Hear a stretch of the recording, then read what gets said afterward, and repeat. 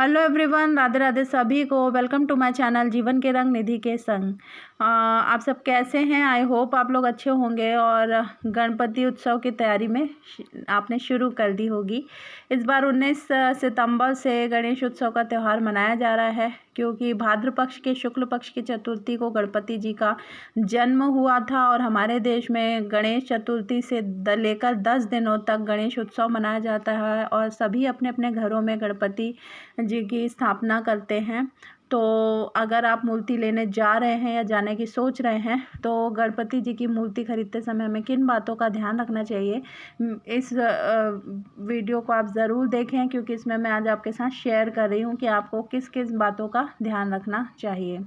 एक है कि गणपति जी की मूर्ति खरीदते समय सबसे पहले तो उनकी मुद्रा का ध्यान रखना चाहिए। मतलब वास्तु के अनुसार ललिता आसन पर यानी बैठी हुई मुद्रा में गणेश जी की जो मूर्ति होती है वो सबसे अच्छी मानी गई है।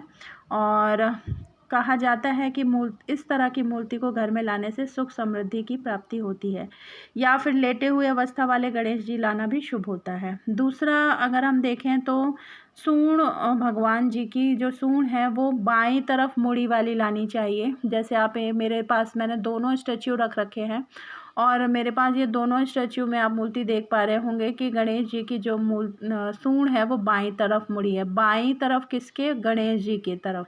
आपको अपना बायां नहीं देखना है, गणेश जी का जो बायां तरफ है उस तरफ मुड़ी होनी चाहिए। कहा जाता है कि मतलब बाईं ओर मुड़ी हुई जो मूर्ति होती है वो स्थापित करने से घर में सुख समृद्धि की प्राप्ति होती है। और जबकि दाईं ओर झुकी हुई गणेश जी की मूर्ति मतलब उसे प्रसन्न करना काफ़ी मुश्किल है, उसके कुछ अलग नियम होते हैं। इसके अलावा जब भी आप गणपति जी की मूर्ति लाएं तो आप ज़रूर उसमें देखें कि हाथों में मोदक हो। जैसे आप देख पा रहे होंगे कि मेरे दोनों स्टैच्यू में हाथों में येलो येलो कलर का मैंने आपको दिखाया, ये देखिए कि मोदक है। मोदक जो है वो गणपति जी को बहुत अधिक प्रिय है। तो आपकी जब मूर्ति आप खरीद रहे हैं तो उसमें हाथ में मोदक ज़रूर होना चाहिए। दूसरा, साथ में मूषक भी होना चाहिए। तो मूषक में चाहे तो सवारी रूप में हो, जैसे कि मेरे इस बड़े स्टैच्यू में है, और या फिर साथ में हो गणपति जी के आसपास कहीं, मतलब चूहा ज़रूर होना चाहिए।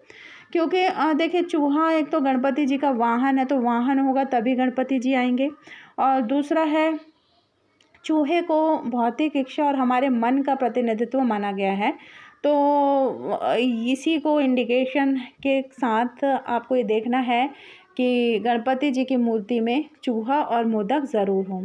गणपति जी की मूर्ति के रंग की बात करें तो सफ़ेद रंग की मूर्ति आप घर में ला सकते हैं। घर में कलह होती है बहुत ज़्यादा, तो घर की सुख शांति के लिए आप सफ़ेद रंग की मूर्ति ला सकते हैं। और लाल रंग की मूर्ति, जैसे आप देख पा रहे हो जो मेरी बड़ी मूर्ति है वो लाल रंग में है, लालिमा लिए हुए है। तो ऐसी मूर्ति जो है वो ऐश्वर्य सुख समृद्धि का प्रतीक होती है। तो गणपति जी की आप या तो सफ़ेद रंग में या लाल रंग की मूर्ति ला सकते हैं। इको फ्रेंडली लाइए, क्योंकि पूरे मिट्टी से बनी मूर्ति लाएंगे तो आसानी से जल में आप इसे प्रवाहित कर पाएंगे। बात करें दिशा की, तो गणपति जी की मूर्ति घर के पूर्व या पश्चिम दिशा में स्थापित करना बेहद शुभ होता है। या फिर आप घर की मतलब ईशान कोण में भी स्थापित कर सकते हैं, लेकिन दक्षिण दिशा का विशेष ध्यान कीजिए कि जो भी आपके घर का दक्षिण का कोना है वहाँ आपको गणेश जी स्थापित नहीं करने हैं। Thank you.